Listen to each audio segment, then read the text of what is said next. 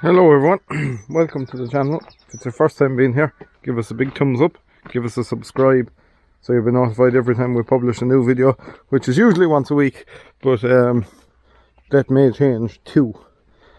What we're at here today is I am servicing the pottinger X8 collectors, getting them ready for grass, which will be very shortly now. Just changing the oil in the beds. I need to link up my front mowers with my back mowers, which I need a bit of electrical connection for, which has proven a bit difficult, to be fair. Checked everywhere local and they don't seem to have them. There was a deadly place in Tralee for that at one stage, but unfortunately they're closed down now, so that kind of stuff is hard to get. I'll just show you here now. One of them boys, I need that to go to the front, and there's a plug on the front that marries up to, so I could change it, but look, I just want to keep it the way it came first day. Other than that, I think about the only other thing I need to look into is these are supposed to go down hydraulically. They're on two rams, the ram on each one, but they're not doing what they should basically, so I need to give a look at that, see what's causing that issue. Change our oil in practically everything, give everything a good greasing, a bit of a checking over, check everything is good and tight and nothing loose and nothing hanging off, and we'll be ready to go. Yesterday was very wet and today is a kind of a mucky day with heavy showers coming in from time to time, so I don't have any shed space to go at these. It's all out in the open I'm at them, so while it stays dry I'll stay at it. Tomorrow we'll probably be back ploughing and all that kind of stuff, and probably be the team for the rest of the week, so try and get as much of this done today as possible. So yeah, that's basically them. I have this bed filled with oil now, and I have the old oil out, and it was perfect. Thankfully there was no foreign objects inside in the oil, so that's all good. So yeah, I'll tip away at it and sure we'll show you the progress as we get on. Okay, so you will have seen us at the mowers, well, just a basic walk around up. What I done yesterday evening is I just really greased and serviced the back set, and our two outside flaps, as I was telling you, they're hydraulic, and when I went inspecting them, the bracket that holds the ram onto the side cover was cracked and twisted, so obviously someone had disconnected it from the mower's own hydraulic valve chest. So I connected that back up, I straightened the bracket, re-welded it, and our flaps are coming down when you lower the mowers now, which is a nice touch. So that's that sorted. All that's left now really is to go through the front one, just change all the oils in it, and few blades and all that. We have a cable connected to three of them now, but we don't quite have them synced because we're unsure of, you know, there's different colour wires in the sensor in the front to the sensor in the back, so it'll just take a bit of fooling to get all that right, but we'll get there eventually. Anyway, what I'm going at today is we're going ploughing. We've, I suppose, about 20 or 25 acres to do here, but all of it won't be ploughed. Some of it will have to be disked because it's going to be quite stony, so we'll see how we get on. I'll plough as much as possible, but at the same time I'm not going wrecking the plough. So plough away in two-wheel drive. Any kind of real stony place I plough away in two-wheel drive, just so your tractor, you know, your tractor is weaker than your plough basically that way, and just ticking over, don't be flying around the field, so it will be a bit time consuming. But we're in for 10 days of dry weather at least, so there is no major panic. Plenty to do, but once the weather's on your side it makes all these things an awful lot easier. So I'll get stuck into the ploughing and we'll show you all of it going on once I get set up and what I'm doing and all that sort of thing. Okay, so we're ploughing away with a bit. This side of the field is slightly easier than the other side. Down, we're just basically coming into it now. It's very stony down where we are. You can even see we're just you'll probably see it down here a bit further. We're just on top of the Shelton's rock, so you have to be careful and you have to go easy. But like I said, the tractor's just ticking over really, and she's in two-wheel drive, so we won't come to any harm.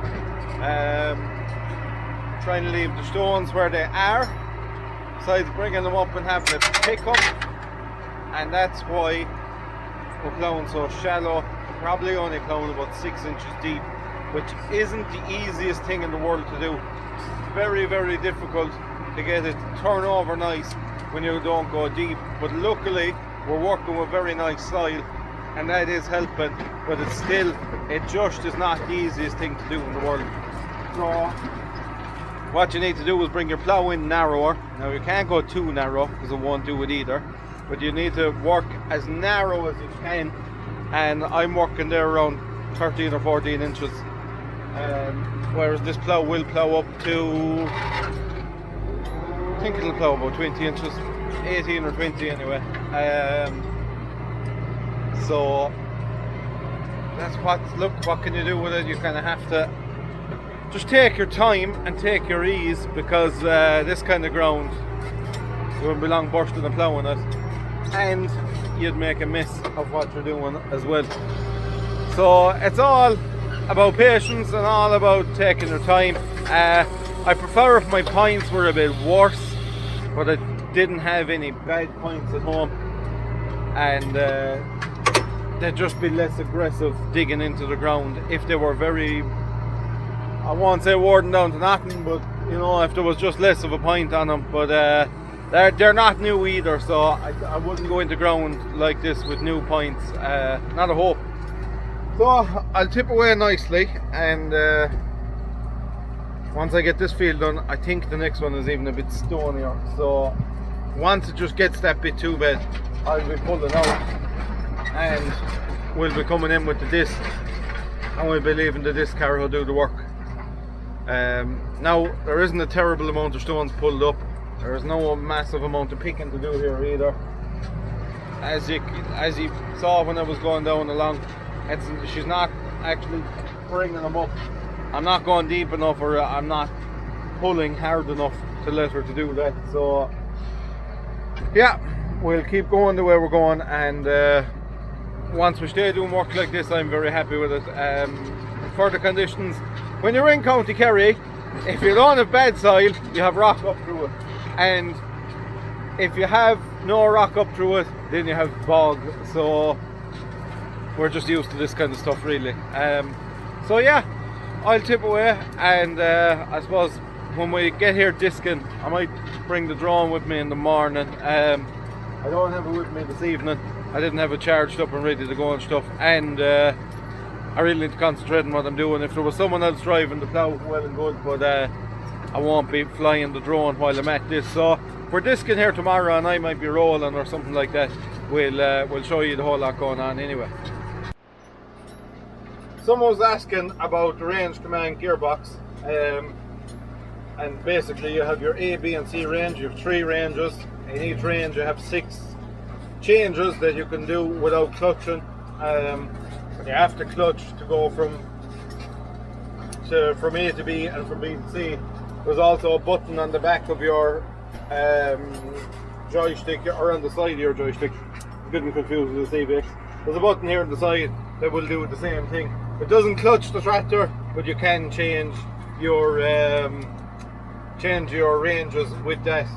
The later ones, as in the 140s and the 155s and the 120s, and them have a lift button there on your armrest controller, but the older ones just have these 2 buttons.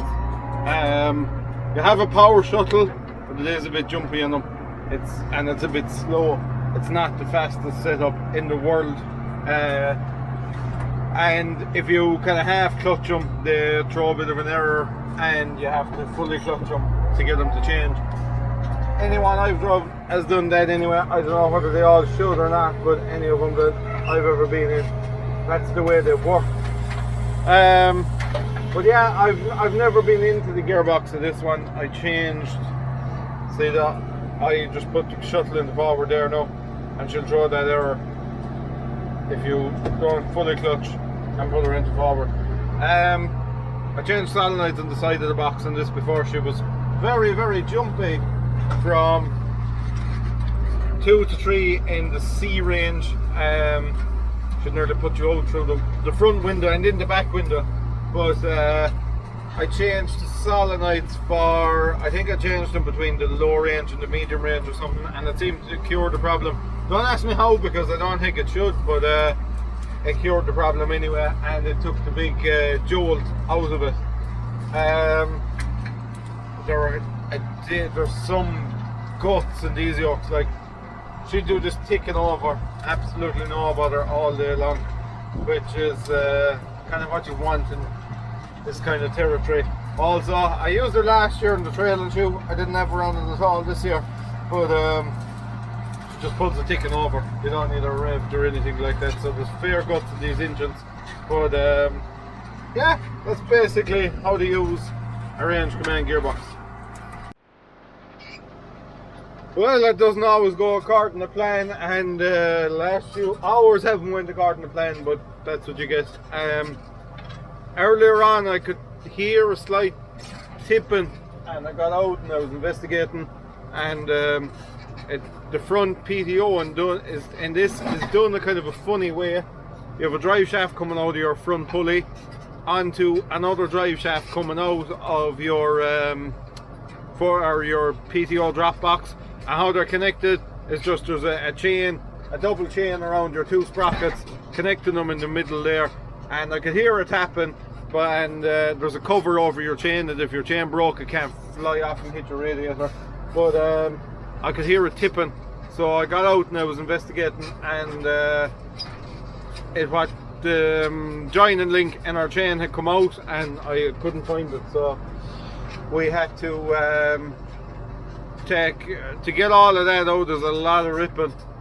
Your radiator and everything has to come out, and we already had the radiator out, as anyone who's been watching the channel the last few months will have seen. But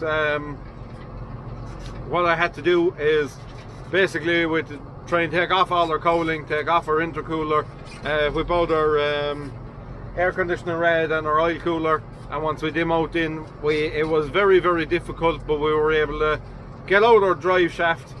Sorry, we were able to cut off our cover, because we just couldn't take it all out without taking vast amounts of the tractor apart.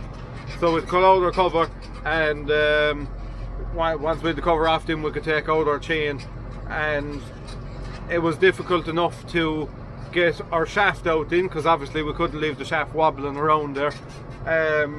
So I had to beat the front coupling back off of the shaft coming off the front pulley, rip our front pulley, and our coupling had to come out of that.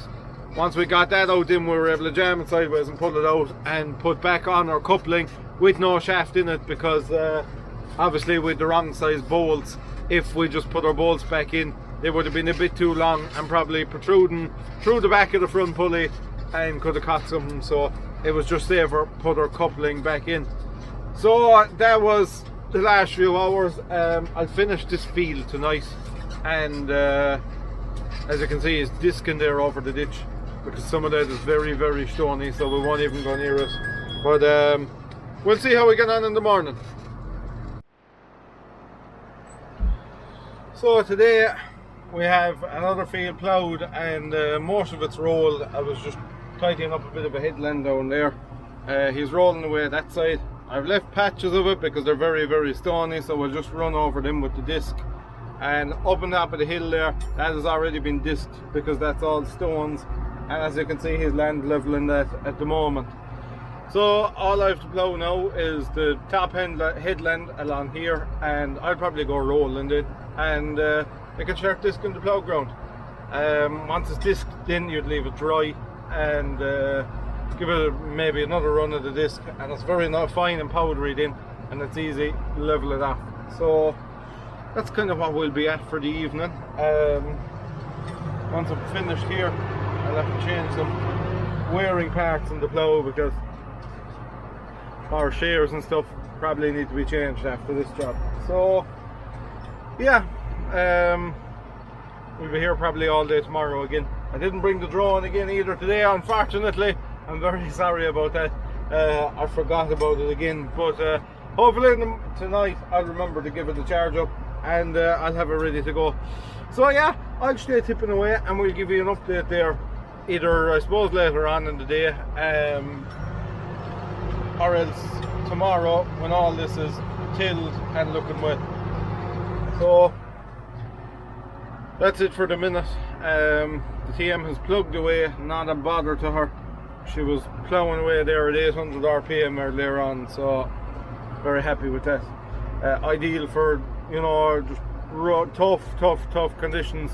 She's able to just slug away, and she'll stay pulling, but she'll spin before she pulls anything too hard on the back. So yeah, I'll give you an update when something changes. Might show you a bit of the leveling maybe, or something like that. Okay, so we're in the CVX, the other CVX, the 1170 now, and what I'm doing is I roll the ploughing and now giving it a rub of the discs, and that just makes it easier to work it. Basically, it's the fastest way of breaking it down. Really, what we're trying to do is just kind of bring all the stones up that will come up and get them picked. I'll come and picking them tomorrow, I'm fairly sure, so we could be seeding here by tomorrow evening, hopefully. Why I'm half overlapping, as I'll show you in a minute once I swing around down here. So why I'm half overlapping is it's basically getting two runs in, and it stops at ridging it. Trail discs have a tendency to ridge stuff in the middle, but if you half lap yourself, you pull the ridge back out again, and it doesn't create a problem. And like I say, it's getting two runs in when you do that. Well, I'm setting away here with the TM140. I had a bit of a diesel problem last night. She was very slow to start and she was very sluggish. So I brought it home and I blew out the line coming from the tank to the filter, and I took off my filter and changed my filter, and she's running away to finish now. So yeah, I'm basically sitting, and they're still working the other field inside, and someone there picking stones as well. So I probably won't get it all set today, I'd imagine. It'll probably take a bit of tomorrow as well, and the fertilizer must go out and it must be rolled, so probably a good bit of tomorrow here too. So it's a bit windy, but I'm going to chance sticking up the drone, and while they're working in the other field, because you'll be able to see the three of us working away. So yeah, that's my plan now. I'll stick up the drone and we'll see the whole operation in action.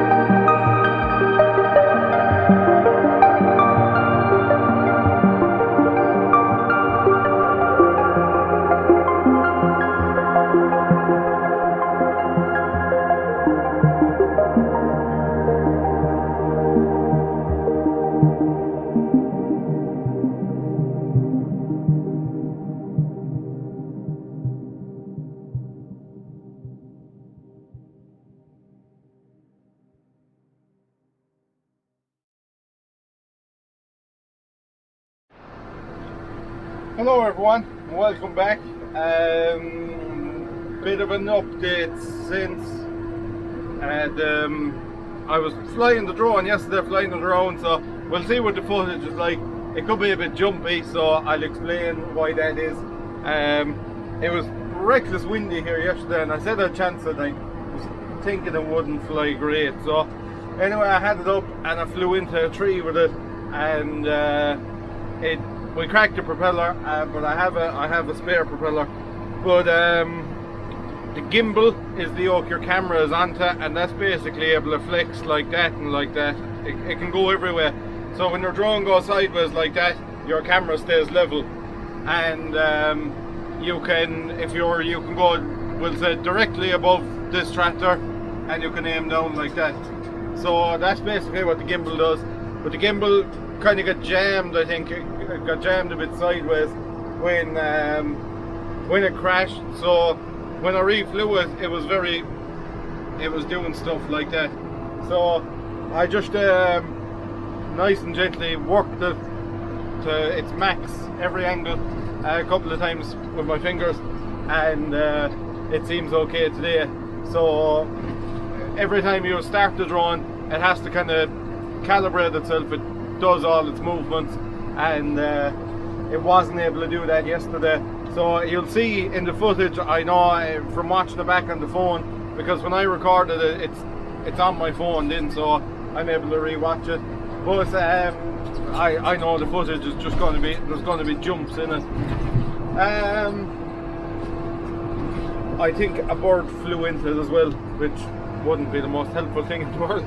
But anyway, we're nearly there. Once this job finished, we have maybe 5 acres to do up near home, and if the weather stays dry enough, we probably have about 8 that are very wet to do as well. And after that, it's probably handy enough. We've 2 and 3 acres here, there, and bits and pieces like that, but nothing serious. We also have our first, there's a couple of lads on about silage.